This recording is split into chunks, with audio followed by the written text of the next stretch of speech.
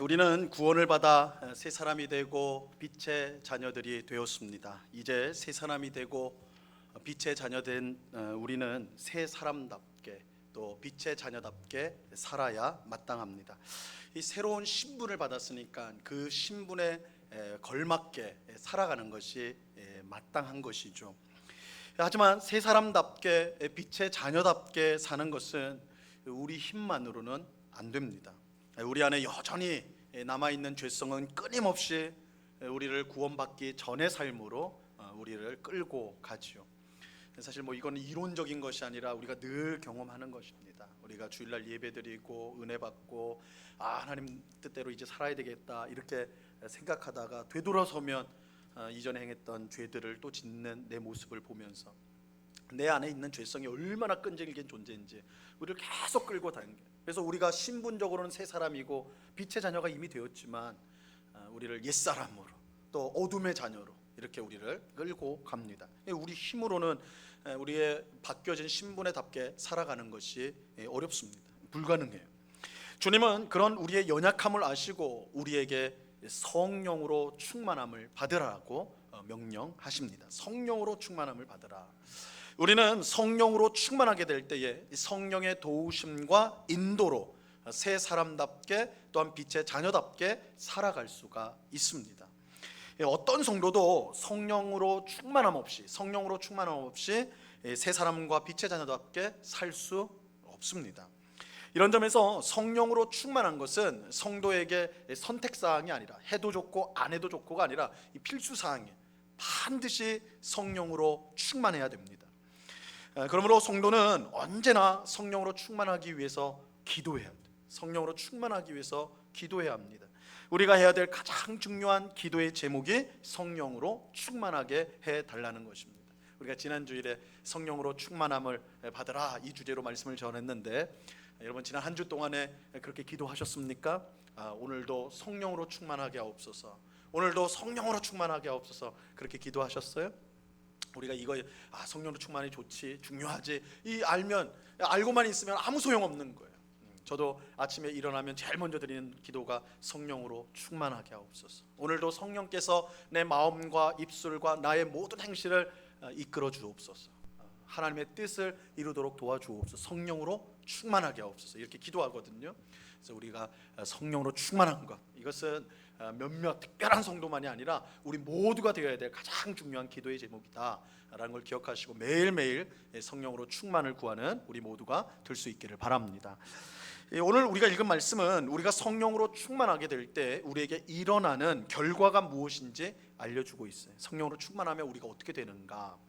우리는 지난 주일에 성령으로 충만할 때 우리에게 성령의 열매가 나타나서 하나님을 닮는 변화가 일어난다. 하나님을 닮는 그런 변화가 일어난다고 말씀을 드렸습니다.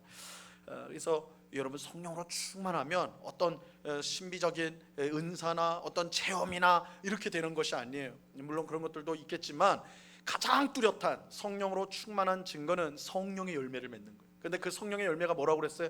인격적인 성품, 하나님의 성품이라고 그랬잖아요. 그렇죠? 사랑, 온유, 오래 참음, 절제, 그 양선, 선을 행하는 것, 충성, 이게 성령의 열매, 하나님의 성품이에요. 성품, 그죠?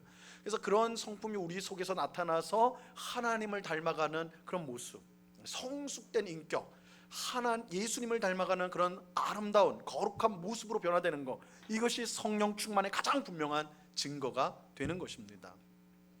오늘 본문은 좀 더 구체적으로 우리가 이제 성령으로 충만하게 되면 일어나게 되는, 성령으로 충만할 때 일어나게 되는 이 세 가지 변화를 우리에게 알려주고 있습니다. 그 세 가지를 살펴보고자 합니다. 첫째, 우리가 성령으로 충만하면 찬송의 사람으로 변화가 됩니다. 찬송의 사람으로 변화가 돼요. 우리가 성령으로 충만하게 되면 제일 먼저 우리 입에서 나오는 말이 변화가 됩니다. 자, 오늘 본문 19절 말씀을 보시기 바랍니다. 오늘 본문 19절 같이 읽습니다. 시작. 시와 찬송과 신령한 노래들로 서로 화답하며 너희의 마음으로 주께 노래하며 찬송하며. 성령으로 충만한 성도는 시와 찬송과 신령한 노래들로 서로 화답한다 이렇게 말씀하고 있어요. 자, 여기에 이제 시와 찬송, 신령한 노래가 나오고 있습니다. 그냥 찬송이다, 이렇게 찬양이다 이렇게 딱 하지 않고 세 가지로 구분을 하고 있어요. 시와 찬송과 신령한 노래 세 가지로 구별을 하고 있어요. 자, 여기서 먼저 시는 이 구약 성경에 나오는 시편을 가리키는 것 같아요. 이건 아주 단정적으로 말할 수는 없는데 그럴 가능성이 가장 높아요. 그래서 시편, 그러니까 유대인들은 시편을 통해서 하나님을 찬송하였는데 여기서 말하는 시라는 게 시편 말씀을 뜻하는 것 같습니다.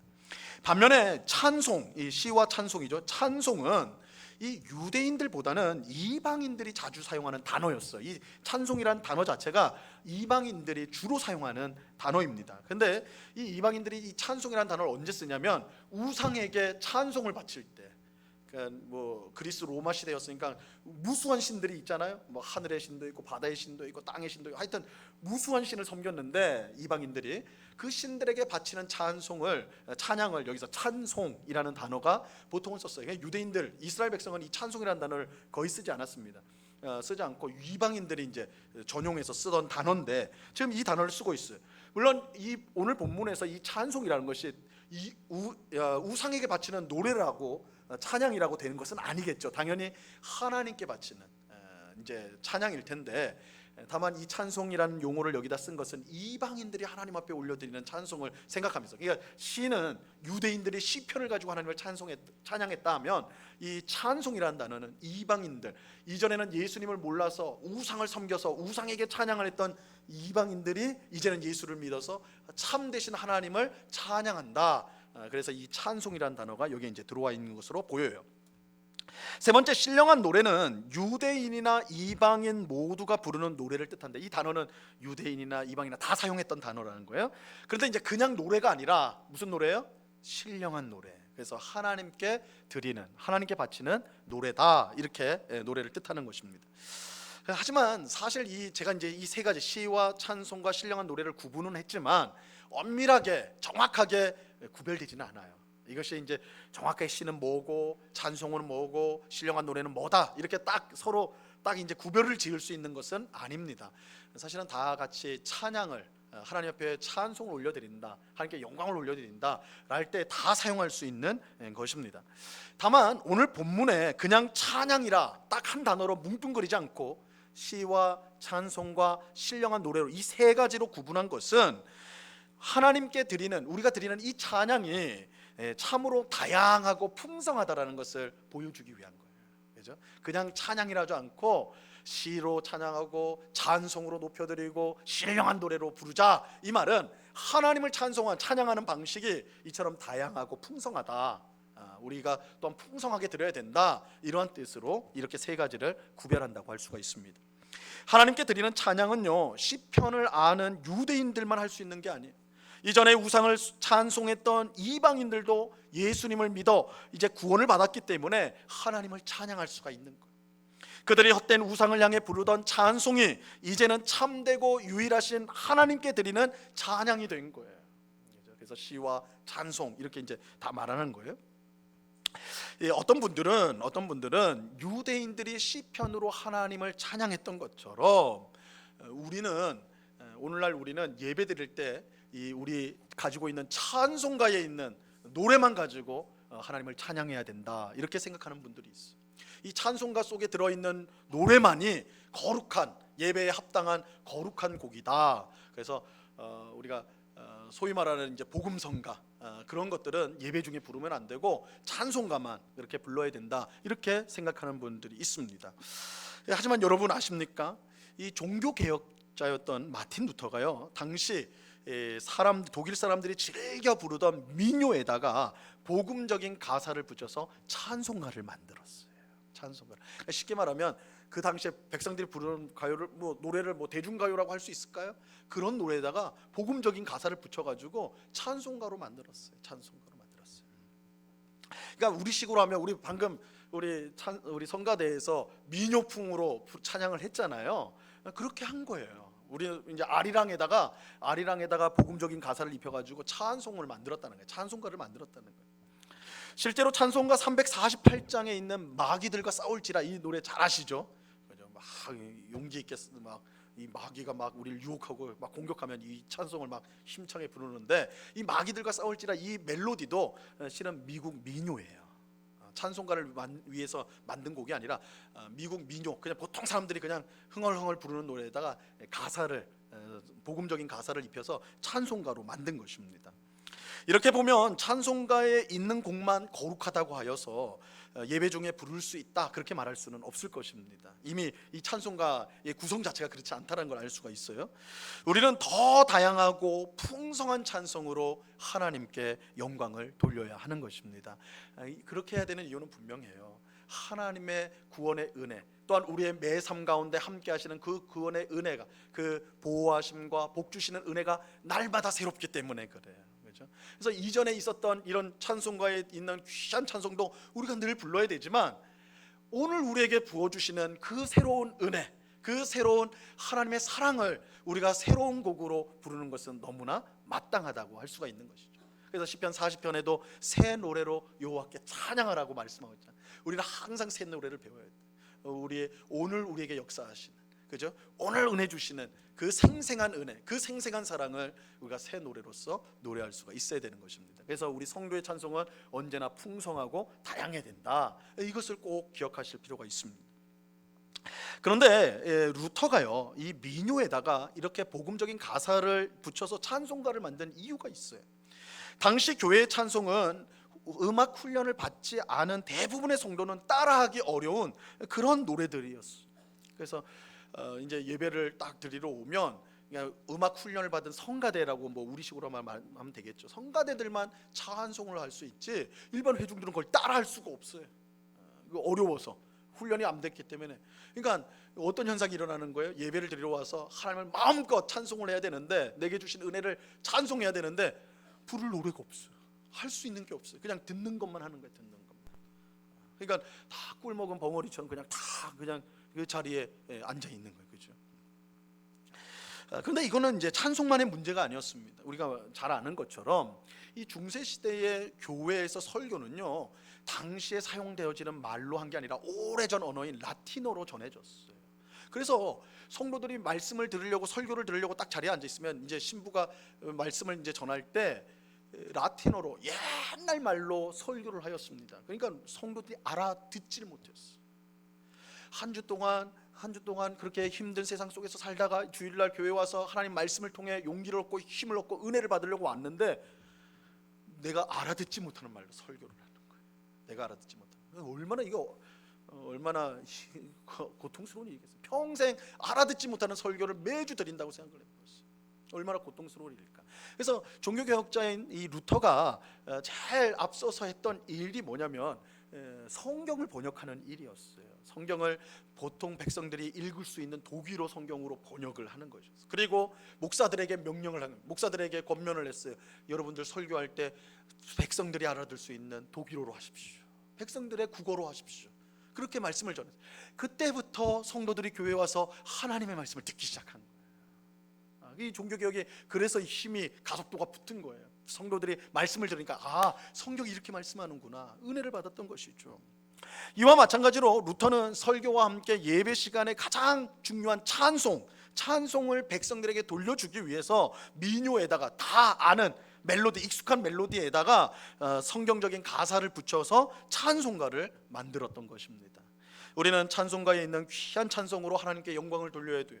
하지만 그것만 고집할 게 아니라, 그것만 거룩한 곡이 아니라 더 다양하고 풍성한 찬송, 이것들을 우리가 계속해서 배우고 불러야 되는 것입니다. 우리는 사실은 익숙해진 것이 좋아요. 그죠? 내가 젊었을 때 늘 불러던 그 찬양을 지금도 그 부르면 힘이 되고 위로가 되고 은혜가 돼요. 근데 요즘 젊은이들이 부르는 찬양 되면 이게 무슨 찬송인가, 뭐 이런 생각도 들기도 하고 막 그래요. 그죠? 그러나 우리가 물론 무조건 늘 새로운 찬양만 찾아야 된다, 이건 아닙니다. 우리 이전에 불렀던 또 찬송가 있는 귀한 찬송 늘 불러야 돼. 그러나 요즘 또 젊은이들을 부르는 그 찬송도 함께 하나님이 날마다 베푸시는 그 새로운 은혜, 그 사랑을 우리가 기억하면서 새 노래를 배워서 하나님을 찬송할 필요가 있다. 우리 요한계시록에 보면 천상에서 새 노래를 배운 그죠? 새로운 노래를 배운 성도들이 노래를 찬양하는 것을 우리가 볼 수가 있는데, 우리의 평생 하나님이 베푸시는 그 생생한 은혜를 부르는 찬송, 그래서 다양하고 풍성한 찬송을 드리는 우리가 되어야 하는 것입니다. 자, 그런데 이것은 찬송을 하는 방식에서도 마찬가지입니다. 자, 오늘 본문 19절에 보면요, 19절에 보면 시와 찬송과 신령한 노래들로 서로 화답하며 이렇게 말씀하고 있습니다. 시와 찬송과 신령한 노래들로 하나님께 찬송하며, 이게 맞아요, 그죠? 시와 찬송과 신령한 노래로 하나님께 찬양하며 이래야 되는데, 오늘 본문 보세요. 뭐라고 돼 있어요? 서로 화답하며. 서로 화답한대요. 여기서 서로 화답한다는 건 뭐예요? 서로를 향해 찬송을 한다는 거예요. 서로를, 하나님을 향해서 찬송을 해야 되는데, 아니 이거 어떻게 된 건가? 사람을 향해서 찬송을 하라고?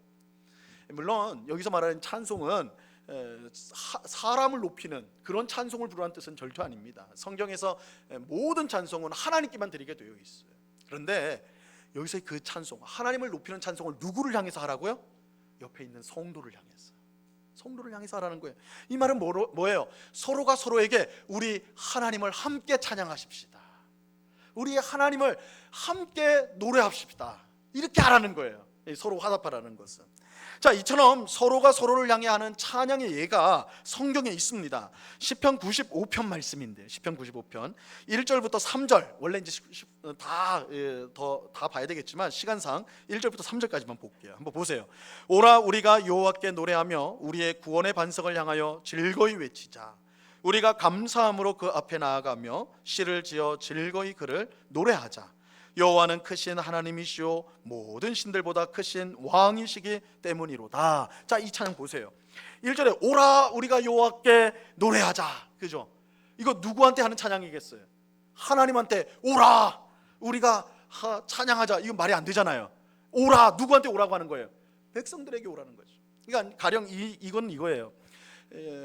예배 사회자가, 오늘 저 같은 사회자가 이렇게 부르는 거예요. 우리 성도들을 향해서 오라, 우리가 여호와께 노래하며 우리의 구원의 반석을 향하여 즐거이 외치자, 이렇게 말을 하는 거예요. 초청하는 거예요. 권면하는 거예요. 우리 함께 찬양하십시다, 오십시오, 우리 같이 찬양하십시다. 그러면 이 사회자의 말을 들은 회중들이, 우리 성도들이 뭐라고 말을 하냐면, 우리가 감사함으로 그 앞에 나아가며 시를 지어 그를 즐거이 부르자, 이렇게 말을 하는 거예요. 화답을 해주는 거예요. 그 다음에 이제 다 같이, 사회자와 우리 모든 성도가 다 같이 뭐라고 그래요?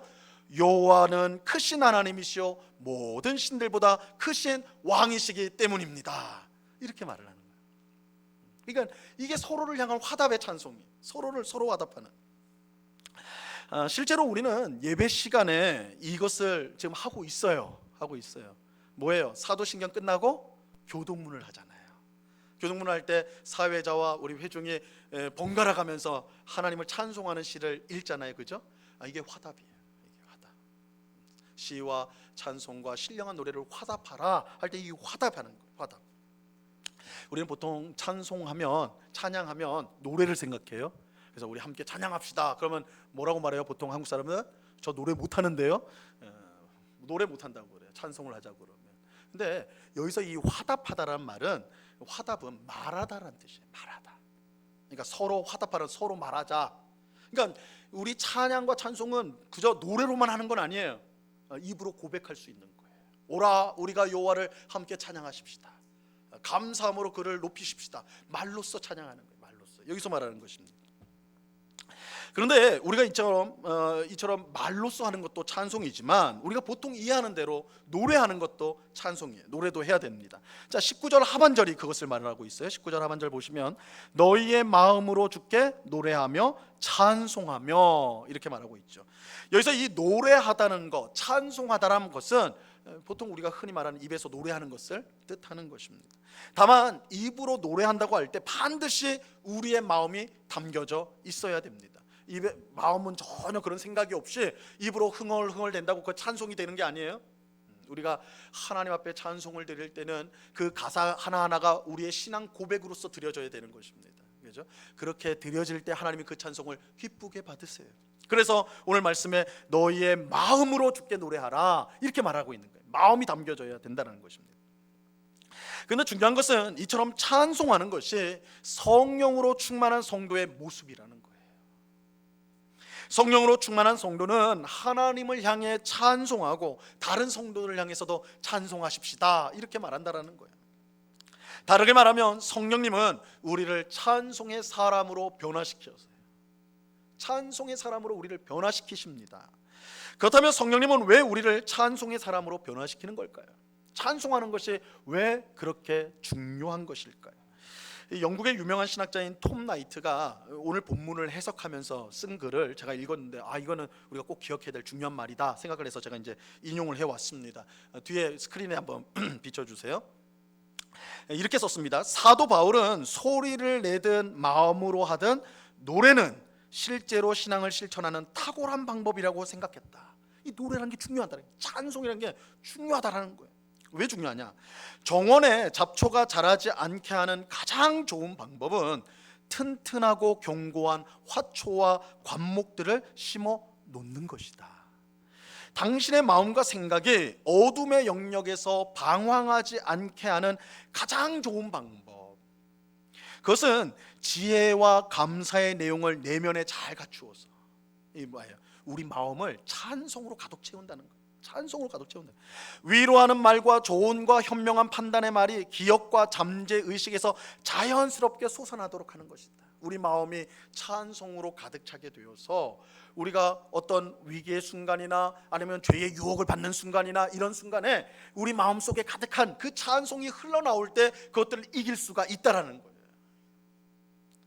여러분, 죄라는 게 마치 잡초와 같은 것 같아요. 잡초와 같아요. 잡초. 이 잡초는요, 우리 이제 농사를 해보신 분들은 아실 거예요. 열심히 뵙니다. 베고 야 깨끗해졌어요. 그리고 한 일주일, 2주일 있다가 다시 와요. 그럼 어떻게 돼요? 똑같이 또 자라 있어요. 잡초는 그래요. 계속 틈만 나면 자라나요. 틈만 나면 자라나요. 그럼 또 자르면 또 지나면 또 다 자라나요. 죄라는 게 그렇죠. 내가 이제 죄를 끊었어. 그러나 일주일 지나면 또 돌아가는 거예요. 돌아가게 돼요. 그러면 어떻게 잡초를 자라지 않게 하느냐? 숲을 그 견고하고 튼튼하고 견고한 화초와 관목, 이 관목이라는 게 이제 성경엔 떨기나무, 그러니까 이 나무처럼 막 이 줄기가 튼튼한 이런 나무가 아니고 이제 그 뭐라고 해야 되나요? 이거 줄기가 마치 이 설명하기가 그런데 근데 가시나무 같은, 또 이것도 잘 안 되나요? 하여튼 화초와 이 관목을, 튼튼한 관목을 심어 놔야 된다는 거예요. 그러면 그 사이로 잡초가 못 나온다는 거예요. 영양분을 다 뺏겨서 화초와 관목에 영양분을 뺏겼기 때문에 잡초가 못 들어온다는 거예요. 비슷하게 우리 속에 이 찬송이 가득 차게 되면 죄의 자양분이 사라진다는 거예요. 죄가 뭘 먹어야지 잘할 거 아니에요. 근데 찬송이 우리 마음속에 탄탄하게 우리 스며져 들어가 있으면 죄가 얻을 수 있는 양분이 우리 속에 없다라는 거예요.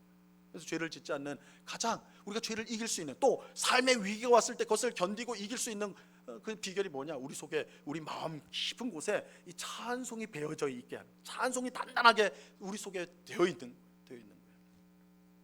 여러분, 열심히 일하던 직장에서 해고가 돼요. 어느 날 아침에 해고가 돼요. 잘린 거예요. 잘렸어요. 그럼 어떻게 돼요? 앞이 막막하죠. 당장 뭘 먹고 살지 염려가 되죠. 이런 생각하고 있으면 아무것도 손에 잡히지 않아요. 뭔가 해야 되는데 너무나 고통, 나 어떻게 살지, 우리 가정은 어떻게 되지, 이 염려와 근심 때문에 이거 도무지 살 수가 없는 거예요. 그죠? 이럴 때 우리 마음 깊은 곳에서 찬송 하나가 이렇게 올라오는 거예요. 그래서 내 입술에서 고백이 돼요. 너 근심 걱정 말아라. 주 너를 지키리.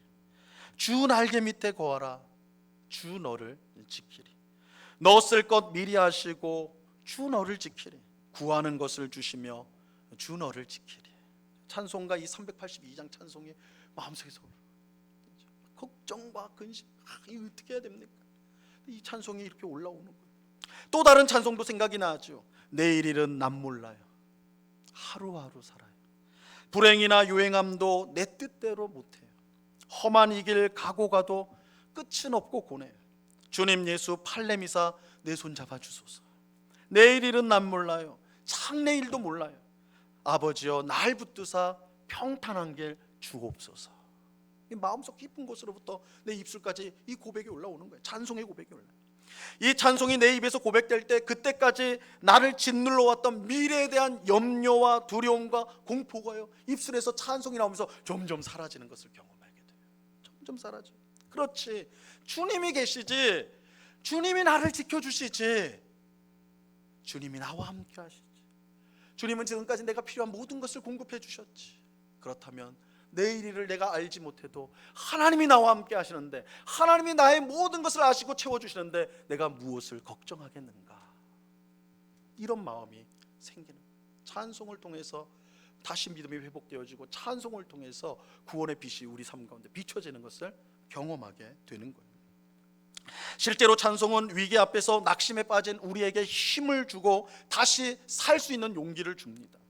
사도행전 16장에 보면 바울과 실라가 빌립보라는 도시에 가서 복음을 열심히 전하는데, 그러다가 귀신 들린 한 여인을 만나서 예수님의 이름으로 고쳐줘요. 귀신을 쫓아내줘요. 근데 칭찬받아야 마땅한데 그들이 그 일로 말미암아 감옥에 갇히게 됩니다. 감옥에 들어가게 돼요. 그런데 감옥에 들어갈 때 그냥 멀쩡히 들어간 게 아니라 엄청나게 두들겨 맞고 만신창이가 돼서 감옥에 들어가게 됩니다. 뭐 고대 사회에 인권이 어디 있어요, 그죠? 마음에 안 드니까 막 두들겨 팬 다음에 감옥에 집어넣는, 얼마나 많이 맞았는지 한참 후에야 정신을 차렸어요. 두 사람이 정신을 차렸어요. 그런데 그 두 사람이 정신을 차리고 나서 감옥에서 제일 먼저 한 일이 무엇인지 아십니까? 그들은 하나님, 우리가 왜 이렇게 억울한 일을 당하나? 우리는 복음을 전한 죄밖에 없는데, 우리는 귀신에게 잡혀서 고통당하는 사람을 고쳐준 것밖에 없는데 왜 이런 억울한 일을 주십니까? 하나님, 너무 아파요, 너무 고통스러워요, 왜 이래요? 이렇게 불평하고 원망하고 그렇게 하지 않았어요. 바울과 실라가 했던 제일 먼저 행동은 바로 기도하고 찬송하는 일이었어요.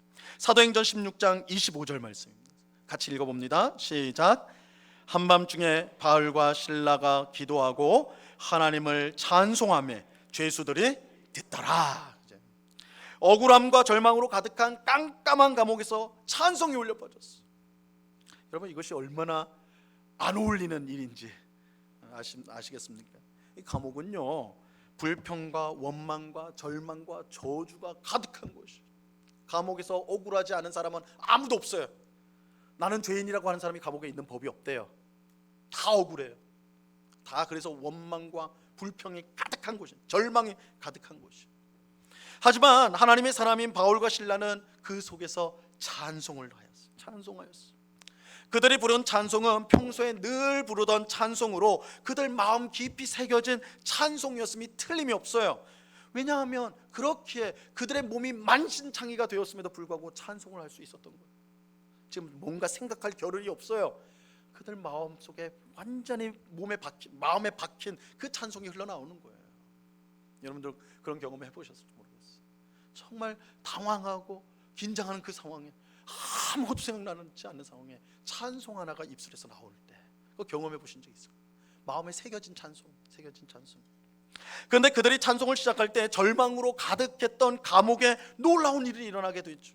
갑자기 큰 지진이 나서 옥토가 움직이고 문이 다 열리고 모든 사람의 메인 것이 다 벗어진 거예요. 여러분, 이 일은 절대 우연히 일어난 일이 아니에요. 지진이 일어날 때 마침 바울과 실라가 감옥에 있었던 게 아니란 말이에요. 그 깜깜한 감옥에서 고통스러운 그 순간에 하나님을 기억하고 감사의 찬송을 드렸던 바울과 실라의 찬송을 하나님이 기쁘게 받으시고 역사해 주신 거예요. 여러분, 우리가 찬송할 때 놀라운 역사가 일어나요. 절망의 자리에 구원이 임하게 되는 거예요. 염려와 근심이 안개처럼 사라지게 되고 소망의 해가 강력하게 빛을 비추게 되는 것입니다. 바로 이런 이유로 성령님은 우리를 찬송의 사람으로 변화시키세요. 성령으로 충만한 성도는 찬송의 사람이 됩니다. 찬송의 사람이 돼요. 여러분, 우리는 어떻습니까? 여러분, 우리는 찬송의 사람입니까? 우리 입에서 찬송이 늘 흘러넘칩니까? 여러분 입술에서 찬송이 늘 나오나요? 아니면 세상 유행가만 흥얼거리는, 어제 밤에 트로트 프로에서 봤던 그 노래가 흥얼흥얼 나오는 그런 우리인가요? 물론 찬송만 하고 유행가는 1절 부르지 말아야 된다, 그렇게 말씀드리는 것 절대 아닙니다. 유행가도 필요하죠. 그렇죠? 어떨 때는 마음을 즐겁게도 하고 마음을 편안하게도 해주고, 이런 유행가가 그런 역할을 해요. 대중가요가 그런 것들 필요해요. 우리 성도가 대중가요 부르면 뭐 죄 짓는 듯이 그렇게 생각할 필요는 없어요. 그것들은 필요한 것대로 사용하면 돼요. 하지만 한번 생각해 보세요. 여러분들이 유행가를 부를 때 절망이 사라지고 소망이 넘치는 그런 걸 경험하십니까? 돌아와요 부산항해를 부를 때 막 삶의 소망이 돌아오던가요? 그런 일 없다고요. 그죠? 염려와 근심이 사라지나요? 그렇지 않죠. 오히려 유행가를 부르면 오래전 연인만 헤어진 연인만 생각나서 그 하염없이 눈물만 나죠. 그죠? 세월이 이렇게 빨리 갔는데 나는 뭐 하고 있나 신세 한탄을 하고 있는 자신을 보게 돼요. 보통 그렇죠. 보통. 여러분 하나님을 찬송하시기를 바랍니다. 마음으로 입으로 하나님을 자주 찬송하는 우리가 될 수 있기를 바래요. 우리 마음에 찬송이 새겨지도록 우리가 힘써서 찬송을 해야 돼요. 성도들과 만났을 때 함께 찬송하십시오. 우리 함께 오라, 그죠? 함께 찬송하십시다. 성도들의 모임이 찬송의 모임이 되어야 돼요. 우리가 성령으로 충만하게 되면 찬송하게 되는 거예요. 찬송하게 돼요. 오늘 예배하는 우리 모두가 성령으로 충만하여 찬송의 사람이, 우리 모두가 찬송의 사람이 될 수 있기를 간절히 바랍니다. 그래서 어떤 상황 속에서도 하나님을 찬송하며 하나님의 위대한 역사를 경험하는 우리 모두가 될 수 있기를 바랍니다. 자, 두 번째로는 우리가 성령으로 충만하면요, 감사의 사람으로 변화돼요. 감사의 사람으로 변화됩니다. 자, 오늘 본문 20절 말씀을 보시기 바랍니다. 본문 20절 다 같이 읽습니다. 시작. 범사에 우리 주 예수 그리스도의 이름으로 항상 아버지 하나님께 감사하며. 우리가 성령으로 충만하면 범사에 하나님께 감사하는 사람이 됩니다. 여기서 이 범사는 말 그대로 모든 일입니다. 모든 일에 감사하는 사람입니다. 하지만 어떻게 모든 일에 감사할 수가 있을까요? 먼저 우리가 이제 감사에 대해서 생각을 해봐야 됩니다. 우리는 좋은 일이 생겼을 때, 생각지도 못할 때 어떤 사람이 나한테 선물을 준다거나 내게 좋은 일이 생겼을 때 우리는 감사하지요. 반면에 좋지 않은 일, 나쁜 일이 생기면 어떻게 합니까? 그때도 감사하세요? 그러면 얼마나 좋겠어요, 그죠? 감사하지 않죠. 불평하고 원망하고 왜 나한테 이런, 우리의 레파토리 왜 나한테, 그죠? 다른 사람은 멀쩡히 잘 살아가는데 왜 나만 하나님이 이렇게 괴롭히냐고 늘 우리 그렇게 말하지 않습니까? 하지만 여러분 성경에서 말하는 감사는요, 어떤 일이 생겼을 때 자연스럽게 이렇게 흘러나오는 반응이 아닙니다. 성경에서의 감사는 반응이 아니에요. 성경에서 감사는 내 모든 삶을 하나님께서 다스린다는 것을 믿는 고백입니다. 믿음을 고백하는 게 감사예요. 감사. 그러니까 이 감사는 신앙 고백입니다. 반응이 아니라 신앙 고백이에요. 감사가 이런 것이기 때문에 오늘 본문뿐만 아니라 성경 전체가요, 우리에게 범사에 감사하라고 분명하게 가르치고 있습니다. 데살로니가 전서 5장 18절 말씀인데 같이 읽어봅니다. 시작. 범사에 감사하라. 이것이 그리스도 예수 안에서 너희를 향하신 하나님의 뜻이니라. 범사에 감사하라. 범사에 감사하라. 하나님께서 내 모든 삶을 다스린다는 것을 믿을 때에 내게 일어나는 모든 일에 감사할 수가 있습니다. 그 일이 좋은 일뿐만 아니라 나쁜 일일지라도, 좋지 않은 일일지라도 우리는 감사를 할 수 있어요. 왜냐하면 좋지 않은 그 일조차도 하나님이 다스리고 계심을 믿기 때문입니다. 우리가 예수님을 믿음으로 하나님의 자녀가 되었습니다. 하나님은 자녀된 우리를 너무나 사랑합니다. 어떻게 할까요? 그걸 어떻게 알 수 있을까요? 하나님이 우리를 너무나 사랑한다고 어떻게 알 수 있을까요? 자신의 가장 사랑하는 독생자 예수 그리스도를 우리에게 주셨어요. 자신의 아들의 생명을 주신 하나님이 우리에게 못 주실 것은 없어요. 그래서 우리 성도가 잘 되는 것이야말로 하나님의 뜻입니다. 아버지 하나님의 뜻이에요. 그래서 하나님은 자녀 삼은 우리를 반드시 복되게 만드십니다. 그렇게 우리가 생각할 때에 좋지 않은 일이라 할지라도 그 일을 하나님이 다스리고 있기 때문에 결국 우리를 복되게 할 것이라고 믿을 수가 있는 것입니다. 이것이 우리가 범사에 감사할 수 있는 이유지요. 그런데 오늘 본문은 우리 주 예수 그리스도의 이름으로 감사라고 말씀하고 있습니다. 그냥 감사라고 하지 않고 예수 그리스도의 이름으로 감사라고 하고 있어요. 마치 예수님께서 우리에게 기도할 때 내 이름으로 기도하라 라고 말씀하는 것과 마찬가지. 여러분, 우리가 기도할 때 마무리를 어떻게 하죠? 기도 마무리 어떻게 하십니까? 예수님의 이름으로 기도합니다. 아멘 하죠. 또 어떨 때는 막 기도 열심히 하다 보면 빠뜨려 버려요. 그래서 그냥 아멘 해보고 끝내버려요. 그럼 뭔가 허전하고 뭔가 잘못한 것 같고, 그죠? 근데 우리가 왜 예수님의 이름으로 기도합니다. 아멘 이렇게 끝을 맺는 것일까요? 예수님이 그렇게 하라고 가르쳐 주셨기 때문이에요. 요한복음 14장 14절에 보면 내 이름으로 무엇이든지 내게 구하면 내가 행하리라. 내 이름으로 기도하라고 말씀하셨습니다. 내 이름으로. 예수님께서 기도할 때, 우리가 기도할 때 자기 이름으로, 예수님의 이름으로 기도하라고 하신 것처럼 우리가 하나님 앞에 감사를 드릴 때도 예수님의 이름으로 감사를 드리라고 말하고 있는 것입니다. 그 이유는, 이렇게 예수님의 이름으로 기도하고 예수님의 이름으로 감사를 드리라는 이유는 예수님이 우리의 중보자가 되시기 때문입니다. 예수님은 하나님과 우리 사이에 계셔서 우리를 연결해주는, 하나님과 우리를 연결해주는 중보자, 중보자는 가운데 서서 서로를 돕는 분이란 뜻이에요. 하나님과 우리 사이에 계셔서 우리를 연결시켜 주시는 분이 예수님이에요. 예수님. 그래서 우리는 예수님을 통해서 하나님 앞에 기도를 드려요. 예수님을 통해서 하나님을 만나게 돼요. 여러분, 오늘 우리가 예배 이렇게 드리는데 하나님을 만나는 예배 아닙니까? 우리가 하나님 앞에 어떻게 감히 우리 같은 죄인이 하나님 앞에 나올 수 있습니까? 우리가 무슨 자격이 있어서, 무슨 공로가 있어서, 무슨 의의가 있어서 이 자리에 있나요? 우리는 아무것도 없어요. 우리가 예배 드릴 수 있는 이유는 단 하나예요. 예수 그리스도의 공로를 의지하여, 예수 그리스도의 의를 의지하여 이렇게 나오는 거예요. 그런 우리를 하나님은 예수 그리스도를 통해 우리를 받아주세요. 그래서 예수 그리스도를 통해 예배를 해요.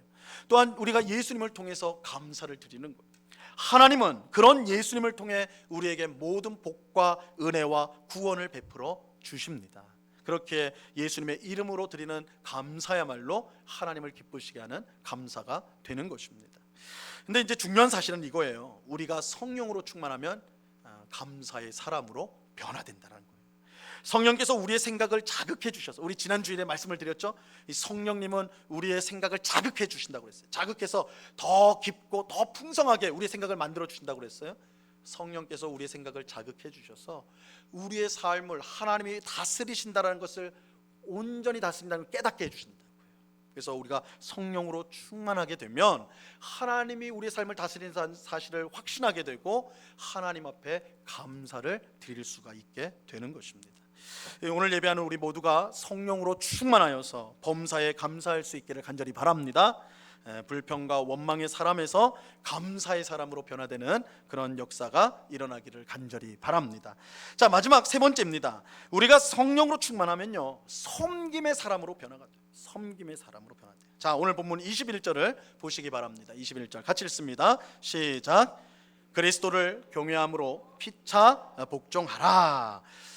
사실 이 말씀은 우리가 지지난 주일에, 우리 추석 명절이 있던 주일에 이 말씀을 이미 살펴보았습니다. 그래서 지금 또 이걸 해설을 하면 시간이 너무 길어져 버리니까 뭐 안 보실 줄 알지만 그래도 안내는 해드려야 돼서 9월 11일 주일 유튜브로 주일 예배 보시면 이 한 절을 이제 성령 충만한 성도의 결과로서 해설을 해드렸습니다. 그래서 저는 이 시간에는 짧게만 아주 간단하게 요약을 해버릴게요. 간단히 말씀을 드리면, 우리가 성령으로 충만하면요, 서로에게 복종하는 섬김의 사람으로 변화가 돼요. 왜냐하면 성령 하나님께서 겸손한 영이시기 때문에. 성령 하나님이 겸손한 영이에요. 성령 하나님은 삼위일체 가운데 계신 하나님이면서도 자기를 드러내지 않으세요. 성령은 자기를 드러내지 않고 하나님과, 성부 하나님과 예수님만을 드러내는 일을 하십니다.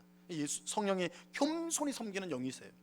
그렇게 성령으로 충만한 성도는 당연히 겸손히 섬기는 성령을 따라서 섬김의 사람으로 변화가 되는 거예요. 성령, 우리 안에 충만한 성령이 겸손히 섬기는 영이시기 때문에 우리도 겸손히 섬기는 사람이 될 수밖에 없는 것이죠. 그래서 성령으로 충만한 부부는요, 사랑과 복종으로 서로를 섬기게 됩니다. 우리가 다음 주일에 이 내용을 보게 됩니다. 또 성령으로 충만한 부모는 자녀를 노엽게 하지 않고 오직 주의 말씀으로 양육해요. 성령 충만한 부모는. 또 성령으로 충만한 자녀는 부모를 공경하고 순종하게 됩니다. 성령으로 충만한 사장, 아니면 높은 지위에 있는 사람은 직원을, 내 아래에 있는 사람을 내 마음대로 부려먹을 수 있는 존재로 여기지 않고 주님이 나를 사랑하고 존중하듯이 내 아랫사람을 그렇게 존중하고 사랑하는 그런 모습을 가지게 됩니다. 또 성령으로 충만한 직원은 보이는 곳에서만 일하는 척하지 않고 주님께 충성하듯이 맡겨진 일에 충성하는 사람이 되는 것입니다. 이게 겸손히 섬기는 성령이 우리 안에 역사하시기 때문에 그런 섬김의 사람으로 변화가 되는 것입니다. 이처럼 우리가 성령으로 충만하면 섬기는 사람으로 변화가 돼요. 성령께서 우리를 섬기는 사람으로 변화시켜서요, 우리의 가정과 교회와 또한 사회를 그야말로 샬롬으로, 평강으로 가득 차게 만들어 주십니다. 자, 우리는 오늘 성령으로 충만하면 어떤 변화가 일어나게 되는가, 이 내용을 살펴보았습니다. 우리가 성령으로 충만한지 어떻게 확인할 수 있을까요? 이러면 우리가 스스로 점검해 봐야 되겠죠. 내가 지금 성령으로 충만한가 어떻게 확인할 수 있습니까? 내가 찬송의 사람으로 변화되고 있는가? 내가 감사의 사람으로 변화되고 있는가? 내가 섬김의 사람, 내가 섬김받기보다 섬김의 사람으로 변화되어 가고 있는가? 만약에 그런 변화가 있다면, 변화가 일어나고 있다면 우리는 성령으로 충만한 성도입니다. 그래서 우리가 성령으로 충만한 것을 어떻게 확인할 수 있는가? 그 결과가 무엇인가? 오늘 말씀을 통해서 찬송의 사람, 감사의 사람, 섬김의 사람으로 변화되어져 가는 것, 이것이야말로 성령으로 충만한 성도의 가장 분명한 증거가 된다. 이 사실을 기억하고 날마다 주님 성령으로 충만하게 하옵소서, 그래서 찬송의 사람 되게 하옵소서, 감사의 사람 되게 하옵소서, 섬김의 사람 되게 하옵소서.